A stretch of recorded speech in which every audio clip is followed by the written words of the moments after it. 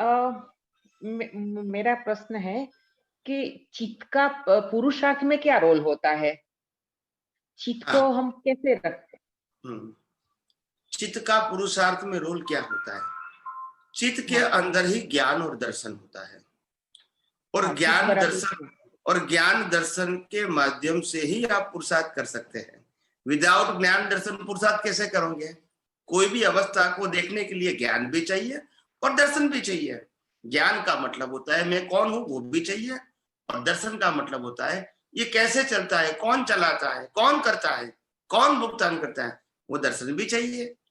तो ज्ञान अच्छा, दर्शन वो पुरुषार्थ का माध्यम है, तो इसका एक नाम है चित्त। हाँ, हाँ, ज्ञानवत्ता दर्शन मीन्स चित्त। इज इक्वल टू चित्त। तो ये चित्त बराबर। चित्त के उपयोग से ही आप, बिना चित्त आप पुरुषार्थ नहीं कर सकते। नहीं, तो पुरुषार्थ करते वक्त हमें चित्त को कैसे रखना चाहिए? अगर चित्त कहीं चला गया, वो तो क्या वो बंधन है? बताओ, मैं चित्त कहीं चला गया, वो चला नहीं गया, वो डिस्चार्ज चीज होता है। ज्ञान अच्छा, दर्शन वाला जो पुरुषार्थ वाला चित्त है वो कहीं जाता नहीं है, हुँ, मगर हुँ, जो बाहर जाता है डिस्चार्ज वाला, उससे जुड़ सकता है जरूर। अच्छा, आप समझे ना? तो तो जो बाहर जुड़ वाले जाता को मानता है कि मेरा चित्त चला गया, मगर ऐसा नहीं है। पुरुषार्थ वाला चित्त हमेशा अंदर ही रहता है, और परिणाम वाला चित्त भटक सकता है। मगर अच्छा, भटकता हुआ चित्त के साथ पुरुषार्थ वाला चित्त जुड़ गया, तो उनका लगता है मेरा चित्त बाहर गया, मगर ऐसा नहीं है। नहीं है, बाहर जाने वाला चित्त हमेशा डिस्चार्ज ही होता है, मगर अज्ञानता के वश हम उसमें जुड़ जाते हैं। अच्छा। नहीं, वो जो है ना, कविराज का जे अवस्था स्थित થઈ, શું કહેવાય? એ व्यवस्थित છે ને? चित्त है જે હા, વ્યવસ્થિત ચિતરાય એટલે શું? हाँ, એનો પછી કેવી રીતે? उनका वो कविराज का जो पद लिखा है उसका मतलब ये है कि जो जो अवस्था में स्थित हो गए, स्थित का मतलब स्टक, हाँ, स्टक स्टक का થઈ ગયું, मतलब जुड़ गए, जुड़ गए, बस हाँ, उसी प्रकार का व्यवस्थित यानी नया सर्जन होगा, कर्म का, राग का या तो द्वेष का, हाँ। तो जो भी हम देखते हैं, अगर टीवी देखते हैं, कुछ उसमें पढ़ते हैं, जुड़ जाते हैं, तो जुड़ जाते हैं, तब तो वो बंधन है। वो बंधन है। अच्छा, अलग रहना वो बंधन नहीं है। अच्छा। अलग रहना बंधन नहीं, और अलग रहने की प्रैक्टिस वही तो स्पिरिचुअल साइंस है। हाँ, हाँ, हाँ। क्योंकि हमारा साइंस ये नहीं कहता है कि आप टीवी देखो या ना देखो, अच्छा, क्रिया करो या ना करो, जबान से मगर वो बोलो या ना बोलो, मन में सोचो या ना सोचो, ये नहीं कहते। हम क्या कहते हैं? अच्छा, आप मन वचन काया से मुक्त रहने की कोशिश करो, क्योंकि आप हुँ, मुक्त हो। हाँ।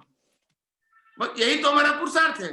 बाकी प्रकृति तो करती रहेंगी अपने उदय कर्म के अधीन। अगर चित्त कहीं जाता है, तो हमको वो दिखाई पड़ता है कि वो चित्त इधर गया, यहाँ गया, हम इसको वापस बुला लेते हैं। हाँ, क्योंकि इसको चित्त वो कहते हैं। डिस्चार्ज चीज है, डिस्चार्ज चीज है, इसीलिए हम इसको जान सकते हैं। अच्छा, डिस्चार्ज चीज अच्छा, को हम जान सकते, तभी तो मालूम होता है कि डिस्चार्ज चीज यहाँ गया, फिर यहाँ हाँ। गया, फिर वापिस आ गया, क्योंकि हम उससे क्या है, अलग है। और पुरुषार्थ करते वक्त चित्त को अंदर रखेंगे, तो वो पुरुषार्थ है ना? हाँ, पुरुषार्थ करते समय हम चित्त को अंदर रखने का मतलब होता है शुद्धात्मा में स्थिर रखेंगे, और मन वचन काया की जो भी अवस्था है इसको कुदरती रचना के रूप में देखेंगे, तो फिर हुँ, हमारा ज्ञान दर्शन शुद्ध ही रहेगा, उसमें प्रकृति की अशुद्धि ऐड नहीं होगी। नहीं होगी, अच्छा। तो यही हमारा शुद्ध ज्ञान और दर्शन है, और यही हाँ, हमारा तो पुरुषार्थ है। पुरुषार्थ प्रकृति है तो बस। जैसे भी है वैसे ही निकलेगी।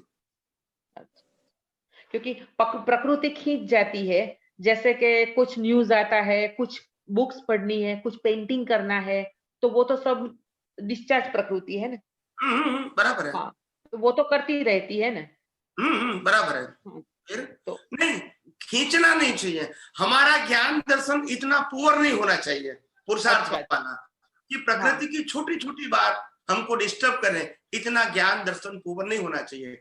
चलो हाँ, भाई, हाँ, 5 लाख रुपया नुकसान हो गया और हमारे पास 50 लाख रुपया है, तो इसको बहुत वैल्यू मत दो। अच्छा, नुकसान हुआ वो हकीकत है, मगर आप वैल्यू क्यों देते हैं? आपका ज्ञान दर्शन क्या 5 लाख रुपया की इक्वलेंट है?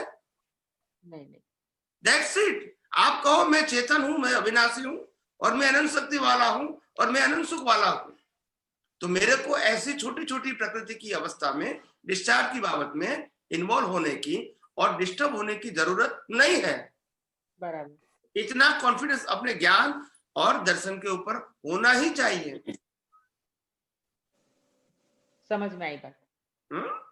आई था। जय ओके, सच्चिदानंद। जय जय सच्चिदानंद।